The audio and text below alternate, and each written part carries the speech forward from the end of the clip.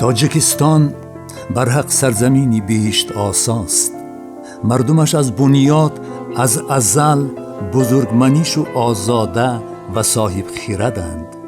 آثار گرانبها و پرقیمت، گفتار و پندار نکو و دیگر فضیلت و آیین راستی نمای خرد و دانش مردم آزاده و سرفراز ماست.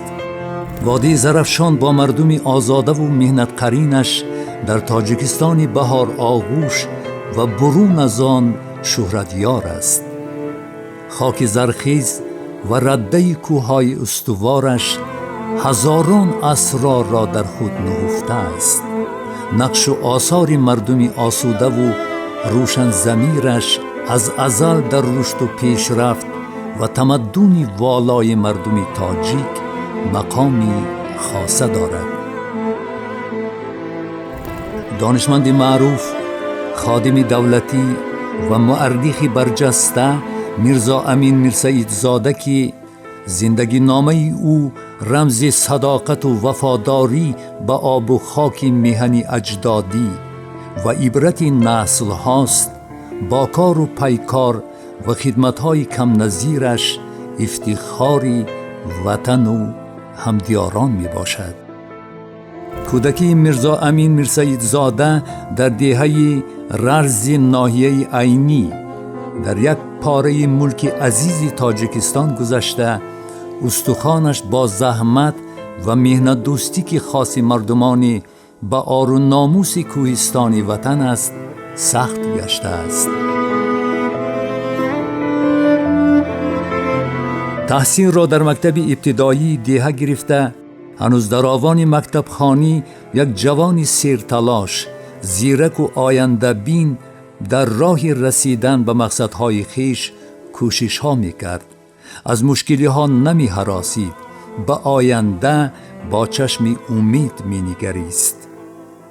طفلی و دامان مادر، بچگی و تحصیل در مکتب، در نزد آموزگاران صاحب تجربه و نقطه سنج میرزا امین را بال پرواز آموخت.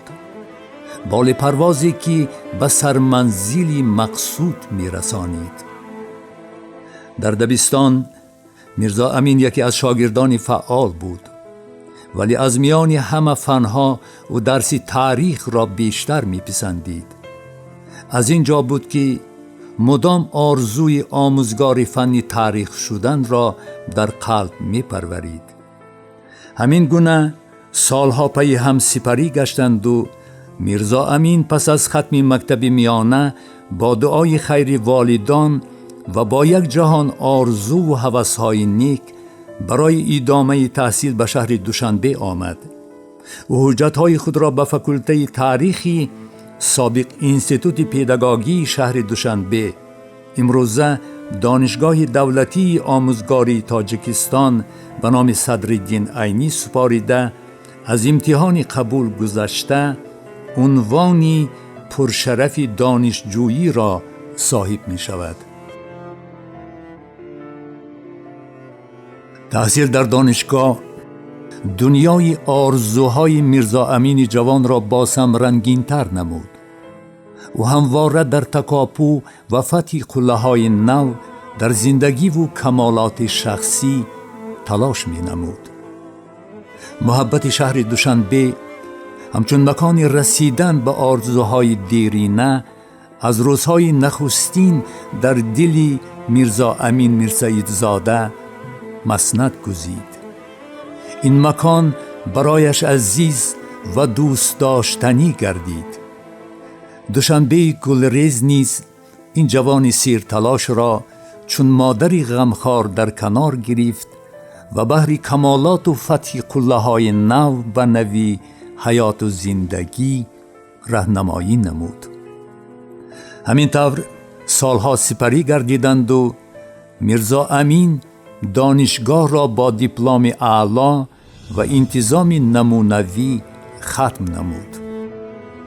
والدان و نزدیکان میرزا امین خیلی زیاد می‌خواستند که او به زادگاهش برگردد، اما جاذبه دوشنبه در قلب وی به زنجیر ناگسستنی مبدل گشته بود. عشق پایتخت عزیز باعث به آن گردید که میرزا امین میرسیدزاده به طور همیشگی ساکینی دوشنبه شهر گردید.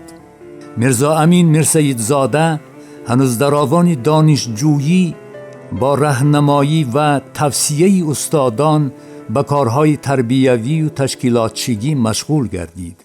او در هنگام دانشجویی به حیث سرپیش آهنگ مکتب میانه 25 قریه بالای شهر دوشنبه به فعالیت کاری خود آغاز نمود. تا سال 1978 در وظیفه‌های گوناگون ساحه علم و معارف فعالیت پرثمر نمود و از ظرف فعالیت کاری خویش مسئولیتی بر ذمه داشته‌اش را با صمیمیت و صداقت به پیشه خویش اجرا نمود. نسبت به عهده‌داری‌های خود چون شخصی مسئولیت شناس و پاک وجدان مناسبت می‌کرد. میرزا امین میرسیدزاده چون شخصی چشم کاردان رسالت جوانمردی خود را نزد وطن مادر صادقانه اجرا نموده تلاش نمود تا در رشد علم و معارف به ویژه در تربیه نسل نورس با معرفت والای انسانی سهمگذاری نماید. بله، نظام طبیعتی پراسرار به آن گونه است که نفر صاحب خرد با زحمت و عقل و هوشش می تواند این همه مرحله های تکامل معنوی و اخلاقی را پشت سر و درک این همه اسرار و معما کند. تنها انسان شریف و سازنده، خردمند و فاضل، خودشناس و وطن دوست با اراده متین قادر است در راه پرشیب و فراز زندگی راه جوید و سرفراز گردد.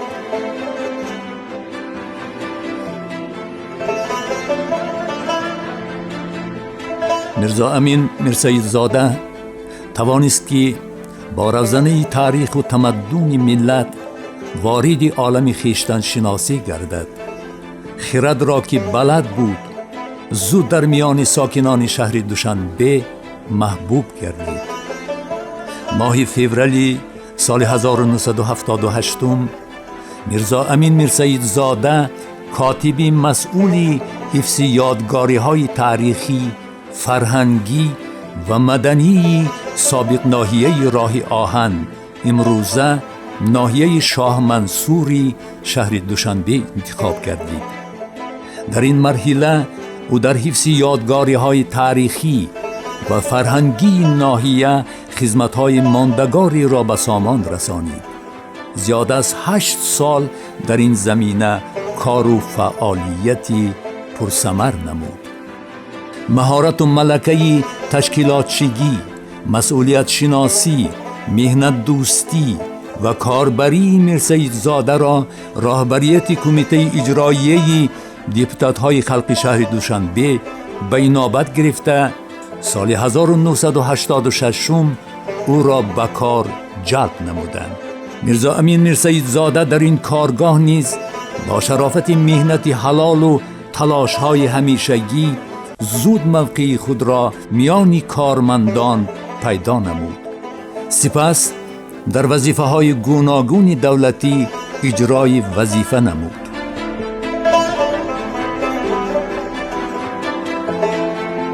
وقتی که با استاد همکاری کردم، استاد یک انسان کامل، یک شخص فاضل، یک آدم نیک و نکوکار دریافتم.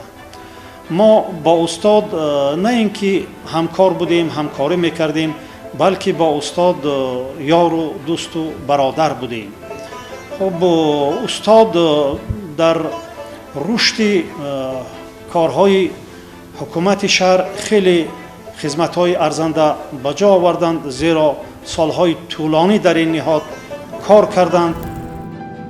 9 سپتامبر سال 1991 در سرنوشت ملت تاجیک رویدادی فرح بخش و دارای ارزش بلند تاریخی به وقوع پیوست.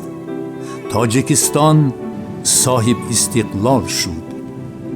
ولی در نخستین سالهای صاحب استقلالی دولت و ملت پیشاروی خطری فاجعه باری هلاکت و پراکندگی و از بین رفتن استقلال و آزادی قرار گرفت. خطری از بین رفتن دولت تازه استقلال تاجیکستان و ملت آزادیخواه تاجیک هر لحظه بیشتر می گردید.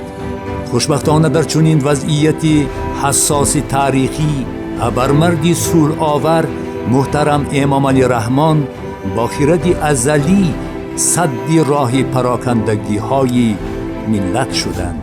با تلاش های خسته ناپذیر پیشوای معظم ملت سازشنامه استقرار صلح و رضایت ملی امضا شد. این مژده نیک که در همان ساعت طریق رادیو به سمع مردم رسانیده شد امیدهای دوباره را برای زندگی شایسته در قلب مردم کشور بیدار نمود. روز وحدت ملی سنه تقدیر سازی بود که ملت را از نیست شوی و فرهنگ و معنویات و زبان را از فناشوی نجات داد. پس از این رویداد تاریخی پیشوای ملت به وطن محبوب برگشتند.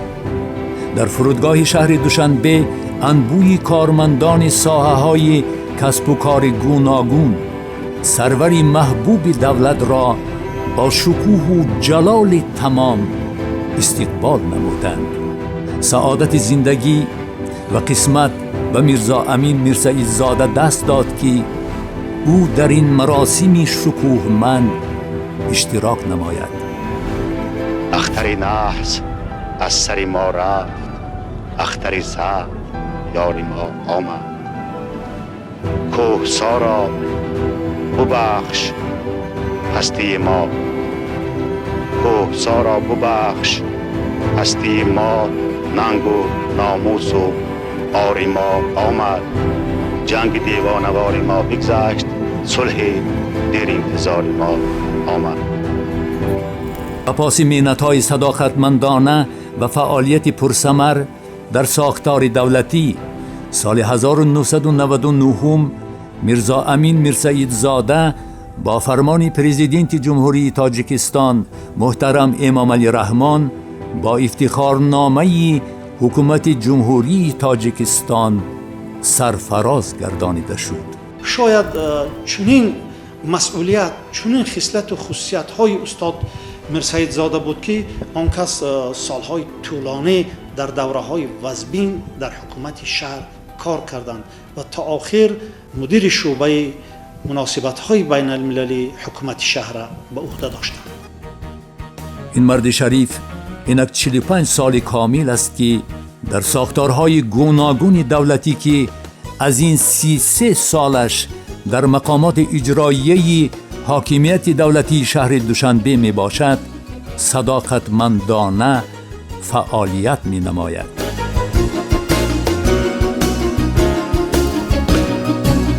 میرزا امین میرسعید زاده طی چند سال اخیر در مقامات اجرایی حاکمیت دولتی شهر دوشنبه وظیفه مدیر شعبه رابطه های خارجی دستگاه رئیس شهر را بر ذمه داشت.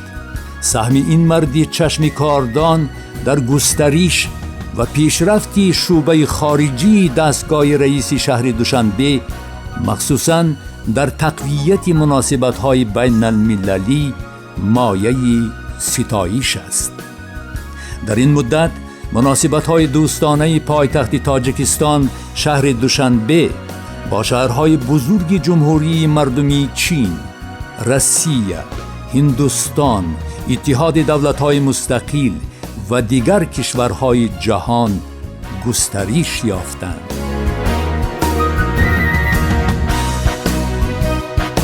استاد میرسید زاده در گسترش مناسبت‌های بیرونی حکومت شهر به ویژه همکاری دوشنبه با دیگر برادر شهرهای کشورهای بیرونه بسیار قابل بیان است.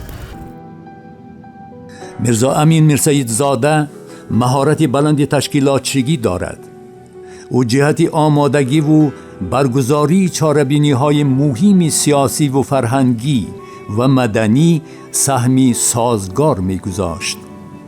در این برابر در کارهای جمعیتی نیز شرکتی فعال نموده و در بیشتر موارد در این سمت بی‌واسطه تصمیم‌های انفرادی می‌گرفت. در سمت وسعت کارهای سازندگی و آبادانی پایتخت عزیزمان شهر دوشنبه او توانست از روی توان سهم خویش را گذارد. او از فرزندان رنجبر و خاکساری است که بار زندگی را با صبر و تحمل بر دوش می‌کشاند. برابر ایفای وظیفه‌های گوناگون اینچنین 3 دعوت وکیل مجلس وکیلان خلق ناحیه سینای پایتخت و 3 دعوت وکیل مجلس وکیلان خلق شهر دوشنبه انتخاب گردیده تمام تجربه و دانش خود را بهر رشد و ترقیات دیار خود روانه ساخته است. تا هنوز به سن و سال خویش نگاه نکرده از صبح تا شام در سر کار است. خانه آباد، روحی سرخ، سری بلند، زندگی آسایشته و روزگاری آسوده حالانه همدیاران آرزوی همیشگیش می باشد.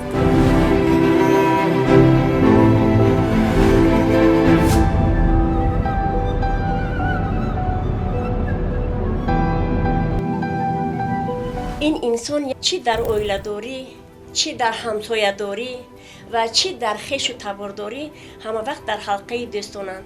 در خانه هم پدری حلیم، پدری مهربان، پدری دلسوز. با ما خدا 2 دختر را عطا کرد. 2 دختر را عطا کرد، یکی تمنا جان، دیگری دلشاده خان. میرسید زاده بسیار شخصی تازه کار هستند، شخصی پخته کار هستند، خامکاری دوست نمی دارند. برای همین به هر یک کار به وظیفه خود، چی وظیفه دولتی چی وظیفه جمعیتی، همیشه با یک مسئولیتی بلند مناسبت میکنند.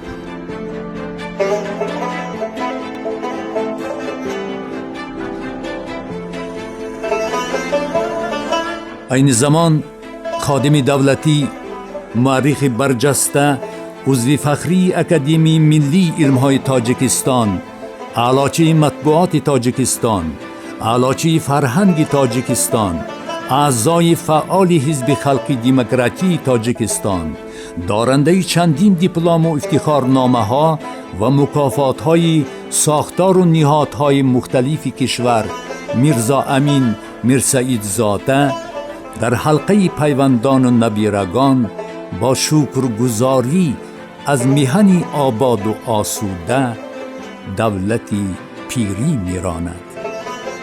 اما او بیکار نشستن نمیتواند. میرسید زاده میکوشد که محبتی به میهن و ملت داشته خود را با اجرای عمل و کارهای خیر اثبات نماید. احساس بلند خویشتن شناسی و وطن پرستیش وادار می کند که همچون فرزند صادق وطن و ساکن پر افتخار شهر دوشنبه در کارهای جمعیتی فعالانه اشتراک نماید و همه دستاوردهای خود را در زندگی به محیط سالم عائله نسبت می دهد. میرزا امین میرسید زاده در اساس عشق و محبت صمیمی عائله‌دار گشته تا امروز با همسر مهربان خویش فرزندان نیک سرشتی را تربیت کرده به کمال رسانیدند. فرزندان و پیوندان نیز در راه صداقت و وطنداری و مهنت با ثمر پیروی پدری بزرگوارند. من خود رو خوشبخت می‌سوزم که در چنین اوله به وی رسیدم، در اوله که صلح و سعادت، مهر و محبت و علم و معرفت همیشه جای خاصی داشتن. به من تعلیم و تربیت دادن. اون چیزی که می‌خواستم، تمام شرایط‌ها برای یعنی خوندن، برای تعلیم گرفتن، همه چیز برای من مهیا بود. تمنا خان مکتب میانه را ختم نمودن، به دانشگاه سلیرانی داخل شده، در اونجا با دیپلم اعلا تمام کردن و رفته در امریکا 1 سال دوام دادن خواندن خودشان را. پس از اونجا گشتن آمده در وزارت نقلیات همچون ترجمان شده کار کرده ایستادن. دلشاده خان دانشگاه طبی را ختم نموده، حاضر دوامی 3 سال است که دکتری پروکتولوژ شده کار کرده ایستادن. میرزا امین میرسید زاده به قدر وطن و وطنداری، استقلالیت و دولتداری ملی و با خانه آباد و روی سرخ، سری بلند همدیاران، خوشحالی نزدیکان و فرزندان دانشمند و قابلش که یکی همچون خدمتچی دولتی و دیگری چون جراح حاذق به دردمندان و بیماران همچون پیروی اصیل سینای بزرگ درمان میبخشند افتخار دارد. برای در زندگی موفق شدن پیش از همه در عائله همدیگر فهمی باشد. اگر همدیگر فهمی باشد همه کار جای خود را می‌یابد. در عائله ما همدیگر فهمی جای اول می ایستد. ما باید که همدیگر رو خوب بفهمیم و همدیگر دست یاری دراز کنیم و در وقت مشکلی باید که یکدیگر رو دستگیری کنیم. جوانان باید گفتن لازم است که به قدر این آبادی ها برسند. سه‌ش از همه شکر میگیم که همین خیلی پرزیدنت مهربان و غمخوار داریم که برای حاضر برای ما کلانسالا و برای جوانان همه لحظه ها رو فراهم آوردن. خدمت های کرده ایستادن که شهر ما روز به روز گل شکفته ایستاده است. تمام مهمان هایی که از تمام دولت ها به اینجا تشریف می‌آورند پیش از همه از سیر و گشت گلزارهای گلگشت‌های پایتخت ما حلاوت می‌برند. ما باید این آبادی، این سازندگی‌ها را قدر کنیم. میرزا امین میرسید زاده امروزها همراه همسری عزیز خویش با شکرگزاری از کشوری آباد و آسوده به تربیه نبیرگان خود مشغول هستند. وقت جدا نموده آنها را به سیر باغ شهر دوشنبه میبرند. تلاش میکنند با این وسیله مهر و محبتی وطن مادر را در قلب کوچک آنها برای همیشگی جای کنند. میرزا امین میرسید زاده در برابر خدمتچی دولتی بودن هنوز از آوان جوانی به ایجاد رغبت زیاد داشت. مقاله و نگاشته های وی منتظم در مجله و روزنامه ها چاپ می شدند. میل و رغبت ایجادکاری در قلب میرسید زاده از آن وقتی دوچندان گردید که با دریادلان عالم ادبیات مخصوصاً استاد لایق همنشین گردیدند. میرزا امین میرسید زاده از آوان جوانی با استاد لایق شیرعلی پیمان دوستی و برادری بسته بودند. صحبت‌های عارفانه استاد لایق با میرزا امین بال و پری پرواز میبخشید. آن شاعری که با فلک آویز کرده است در تیر آفتاب قلم تیز کرده است. دیگر دامدان در کار دیگه دامدان خودش تمام شده گفتی.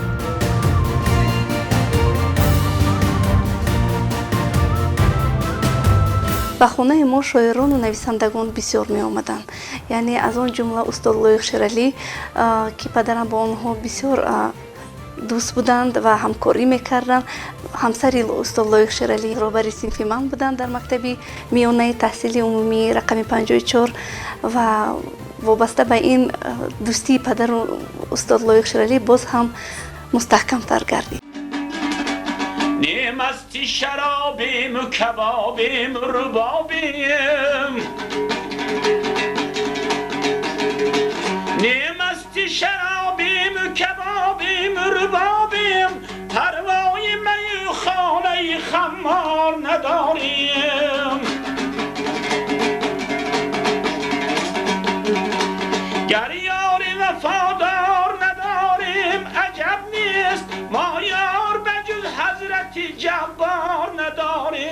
ما یار به جز حضرت جبار نداریم، ما یار به جز حضرت جبار نداریم، ما یار به جز حضرت جبار نداریم.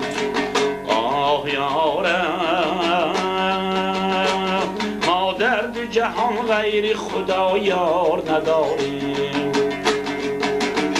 شاخ درختی من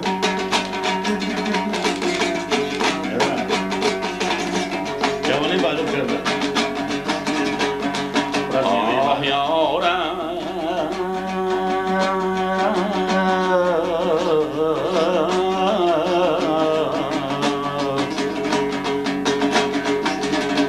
ما مستی الستیم به یک جرعه چو منصور، اندیشه فتوا و سری دار نداریم.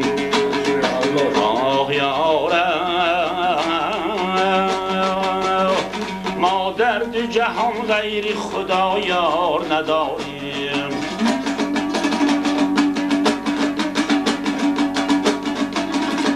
ما شاخی درختیم پر از میوه توحید، هر ره گذری سنگ زند آر نداریم، هر ره گذری سنگ زند آر نداریم، هر ره گذری سنگ زند آر نداریم.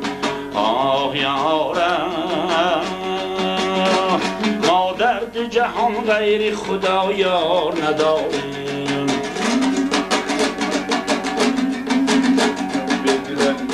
بدین نماینده اجتماعی رسیدم اگر که ما توتی فخریم شکرخانه مصریم، ما توتی فخریم شکرخانه مصریم، چون زاغ سیم و مردار نداریم. در باب دلی خسته شمس الحق تبریز، ما یار به جز یار نداریم، ما در دو جهان غیر خدا یار نداریم، ما در دو جهان غیر خدا یار نداریم، ما در دو جهان غیر خدا یار نداریم. آه یارم ما در دو جهان غیر خدا یار نداریم.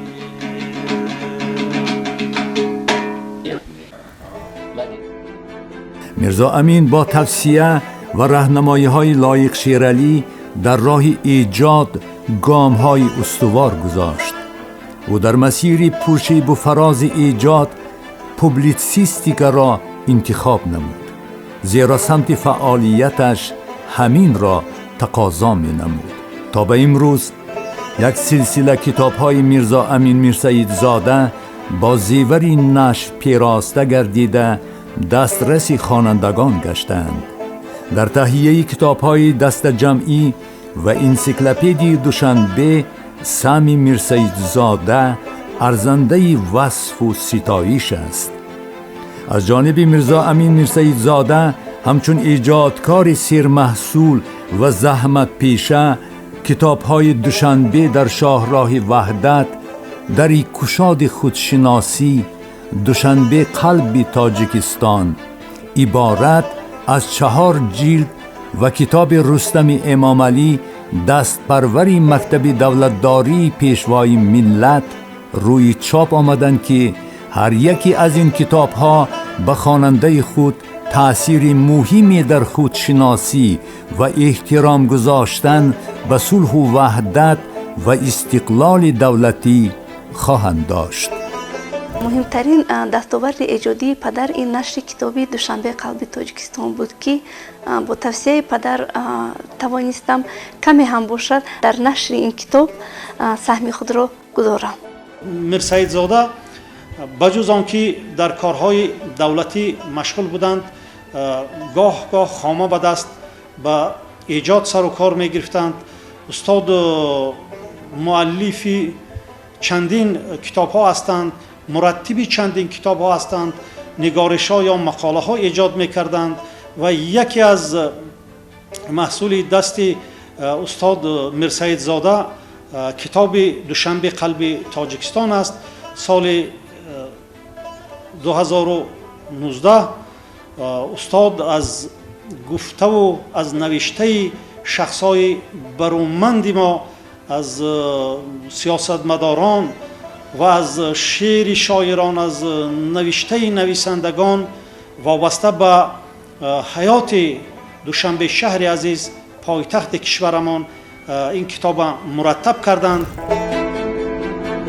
در کتاب دوشنبه قلب تاجیکستان بسیار موشکافانه و واقع بینانه به شکوفایی و سرسبزی ها و زیبایی های پایتخت تاجیکستان شهر دوشنبه که با زحمت و تلاش های راهبریت پایتخت کشور عملی گشته است بهای حقانی داده شده. مقام شهر دوشنبه و نقش آن همچون مرکزی سیاسی، اجتماعی و فرهنگی مملکت بسیار به طور برجسته این عکاس خویش را یافتند. تمام مطالبی که در 4 قسم کتاب دوشنبه قلب تاجیکستان جایگیر شده اند با زبانهای تاجیکی، روسی و انگلیسی به نشر رسیده در تبلیغ و شناسانیدن دستاوردهای پایتخت تاجیکستان شهر دوشنبه برای هم جامعه جهانی و هم سیاحان نقش باریزی خواهد داشت. بودشبوس یکی از بسیار هم نویسنده‌های خوبی ما که یک سالهای زیاد تجربه نویسندگی و تجربه روی کاغذ آوردن کارنامه‌های مردم تاجیک را دارند. میر سیدزاده میرزا امین کتاب دوم با نام دوشنبه قلب تاجیکستان به چاپ رسید و در این کتاب پیش از همه دایر به تمام بنیادکاری ها، سازندگی ها، آبادی هایی که در شهر دوشنبه طی سالهای آخر هست و زیر سرپرستی بیواسطه رئیس شهر دوشنبه، رئیس مجلس ملی مجلس عالی جمهوری تاجیکستان محترم رستم امام علی صورت گرفتن گرد آورده شده است. و در کتاب اولا درباره عموما انشاءات مهمی فرهنگی، مثلا باغ‌های فرهنگی فراغتی که سالهای آخر در شهر دوشنبه تعدادشون خیلی افزود و اینچنین کارخانه‌های صنعتی و دیگر عموما گلگشت و خیابان‌هایی که امروز در شهر دوشنبه هست و مورد بهره برداری سالهای آخر قرار داده شدن معلومات مفصل آورده شده است. وقتی که ورق اول کتاب میکشید میخواهید که البته آخرش فهمید که چی گفته شده است، چی ثبت شده است. تمام عالمان، دانشمندان، سابقه‌داران ساحه‌های مختلفی کشورمان ابراز اندیشه نمودند. اکادمیکان، عالمان و نویسندگان و شاعرانی که در اینجا فکر و ابراز اندیشه نمودند و محبت و با صداقت و فکر و اندیشه‌رانی خودشان دوشنبه را با یک زیبایی تجسم نمودند. یکی دوشنبه را شهر آزادگان نامیده است، دیگری شهر گلریز، دیگری شهر امن و ثبات. من فکر میکنم که همه این فکر و اندیشه ها رو میر سیدزاده میرزا امین قلب دردآشنا است. من فکر میکنم همچون عضو بدن انسان از همه عضو نازکترین این قلب است، دردآشنا است و همه فکرها جمع آورده یک نام زیبایی برای کتاب و این دوشنبه قلب تاجیکستان است. میرزا امین میرسیدزاده در کتاب دوشنبه قلب تاجیکستان افکار و اندیشه انسان‌های نیک و شخصیت‌های بزرگ، روحی جاودانه آنها را به تصویر داده‌اند که با مطالعه آن ذوق زیبای پرستی و احساس وطنداری را در ضمیر هر خواننده بیدار نموده او را گاهی به سیر تاریخ و گاهی دیگر به عالمی رنگارنگی طبیعت دلپذیر دوشنبه میبرد. از فیض و برکت استقلالیت و زحمت فرزندان شریف و فرزانه، خصوصا رئیس شهر دوشنبه محترم رستم امام علی، پایتخت تاجیکستان صاحب استقلال به یک چمنزار پرگل، بوستان نازنین و به یک شهر دلارا تبدیل یافته است. به زیبایی، لطافت و رشد و پیشرفت با سرعت شهر دوشنبه نظر کرده، بار دیگر مطمئن می شوید که واقعا هم وارثان خودشناس در این ایام رسالت شهر سازی نیاگان صاحب تمدن خیش را سربلندانه ادامه داده ایستادند. زین رو ما تصمیم گرفتیم تا سلسله کتاب دوشنبه قلب تاجیکستان را روی چاپ بیاریم تا این همه زحمت و تلاش های فرزندان برومند و فرزانه میهن در صحیفه های تاریخ ثبت گشته برای آیندگان الگوی در راه رسیدن به مقصدهایشان باشد، میگویند میرزا امین میرسید زاده، مؤلف کتاب.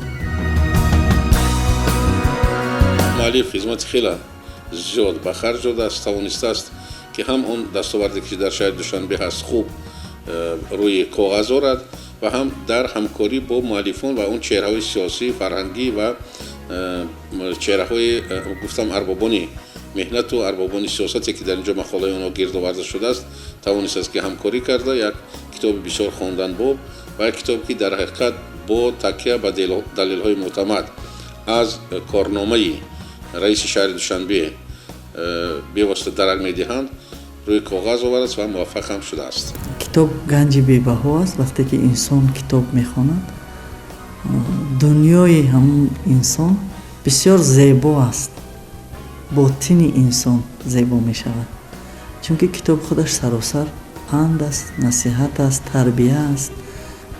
در برابر انمون ادبیات بزرگی که از نیاگان ما به ما میراث مانده است، کتاب دوشنبه قلب تاجیکستان برای نسل آینده من فکر میکنم که این میراث باقی میماند و سبکی این کتاب نکته سنجی مؤلف که با یک اصول خاص، با یک اصول ساده روی کتاب آورده است، خواننده را به خود جلب میکند و برای تاریخ و تمدن نسل آینده ما همچون شناسنامه میتواند باقی ماند و مخصوصا همین کتاب نیز دستاورد پایتخت عزیز ما شهر دوشنبه است. در حقیقت بسیار کار خوبی شده است که همین کتاب دوشنبه قلب تاجیکستان به چاپ رسیده است. البته هر یک چیزی که چاپ می شود، هر یک چیزی که نو است، برای رشد و نموی همان شهر باشد یا اینکه جمهوری باشد، البته از اهمیت خالی نیست. برای که در کتابی که اینجا در درس ما هست، دوشنبه قلب تاجیکستان، تمام بردباری های شهر دوشنبه در ظرف 4-5 سال که از طرف میرزا امین میرسید زاده به نشر رسیده است، البته یک دوره رشدی شهر دوشنبه را در بر گرفته است. شهر دوشنبه پایتخت تاجیکستان بزرگ، سیمای دولت و ملت، گهواره تمدن تاجیکان، امیدگاه تاجیکان جهان است. ما نبض تاجیکستان عزیز را از قلب آن دوشنبه احساس میکنیم. شهر دوشنبه میراثبر و آیینه‌دار شأن و اعتبار تاریخ و تمدن کهن تاجیکان است، بلکه در مسیر پرشیب و فراز دوران صاحب استقلالی به طور بی‌سابقه رشد نموده در سطح جهان صاحب نفوذ و مرتبه خاص گردیده است. در شهر دوشنبه قلب تاجیکستان چقدر دیگرگونی‌های زیاد، چقدر پیشروی‌ها، آبادکاری‌ها، بنیادکاری‌ها با یک سرعت بلند جریان دارد و همه این از جوانمردی و سازندگی و بنیادکاری رئیس جوان شهر دوشنبه محترم رستم امالی درک می‌دهد. در پایان سال 2025 در اکادمی ملی علم‌های تاجیکستان کتاب تازه نشر تحت عنوان رستم امامعلی دستپروری مکتب دولتداری پیشوای ملت در مرتبی قهرمان برنامه ما میرزا امین میرسید زاده رونمایی گردید. ضمن رونمایی این اثری ارزشمند تاکید کرده شد که نشر گردیدن کتابی که فراگیر تمام فعالیت رئیس محترم شهر دوشنبه می باشد. یک خدمت ارزشمند و یک اقدام بسیار نجیب است که از جانب مرتب آن میرزا امین میرسعید زاده با میل و خواهش سرشار و محبت و صداقت به آب و خاک وطن انجام داده شده است.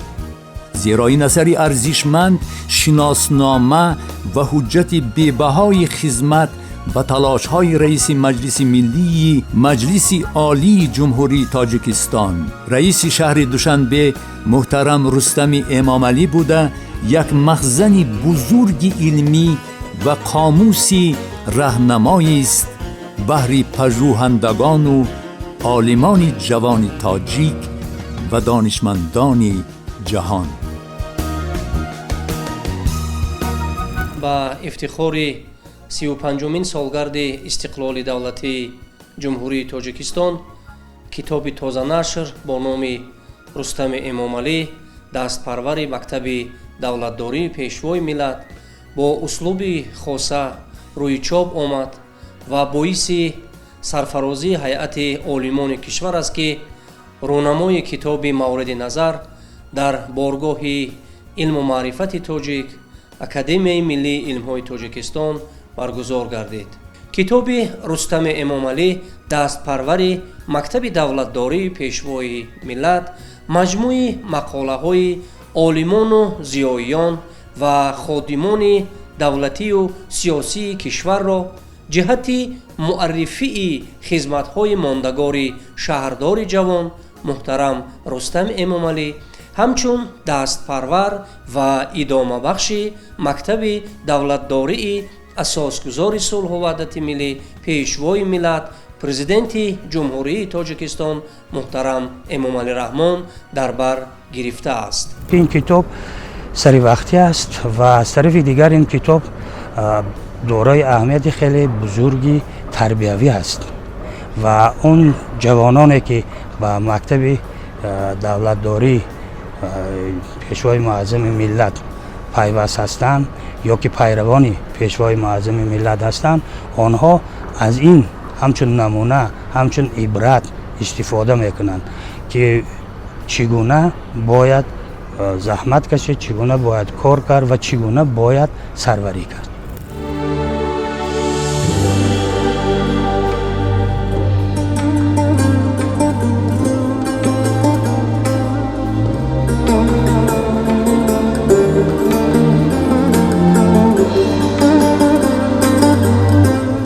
имрӯзҳо барало эҳсос мешавад ки сокинони пойтахт зери роҳбарии раиси шаҳри душанбе муҳтарам рустам эмомалӣ чун як фарди созандаву ташаббускор аз таърихи давлати соҳибистиқлол ва ниёгони хеш забону фарҳанги миллӣ ифтихор дорад ва баҳри ҳифзи арзишҳои миллӣ аз ҷумла шаҳомату шукӯҳ бахшидан ба пойтахти тоҷикистон талош меварзанд.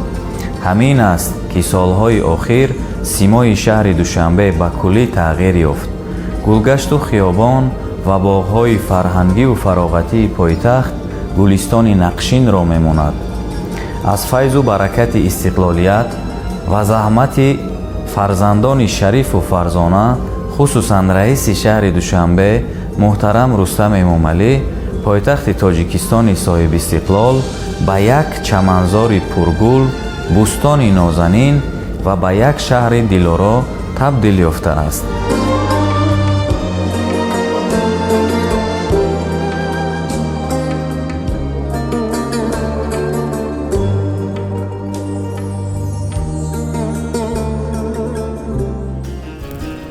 میرزا امین میرسعید زاده میگویند آرزوی دارم که بخشیده به 35مین سالگرد استقلالیت دولتی در پایتخت کشور مرکز تاریخی و فرهنگی دوشنبه قلب تاجیکستان را بنیاد نماییم که در آن اسناد و مدرک‌های تاریخی حفظ و حمایه کرده می شوند.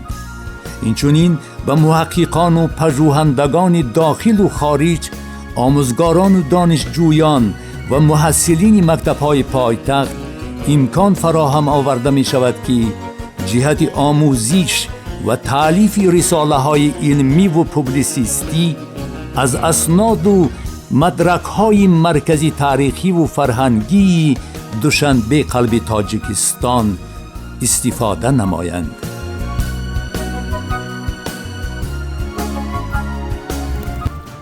روزگار انسانیت صحیفه های رنگینی کتاب پرحکمتی را میماند که مطالعه‌اش به خواننده لذت معنوی میبخشد. خوشبخت نفری است که دوام حیاتش معنای حیات را درک کرده در راه راستی، نیکنامی و آدم و آدمیت قدمی استوار می‌نهد. کار و پیکار مردان نیکسریشت در لوح خاطر مردم روشن ضمیر جاویدانه ثبت خواهد شد. حیات و روزگار، فعالیت و زحمت میرزا امین میرسعید زاده برای نسل نورس و جوانان سبق زندگی، مشعل راهنمای روزگار است. سعی و تلاش، آبادکاری، خدمت به مردم و وطن، مهنت صافدلانه بهترین ارزش زندگانی و بهترین فضیلت انسانی است. چون این افراد در جمعیت مقام خاص را دارایند و در همه جا عزیزند و کامگار.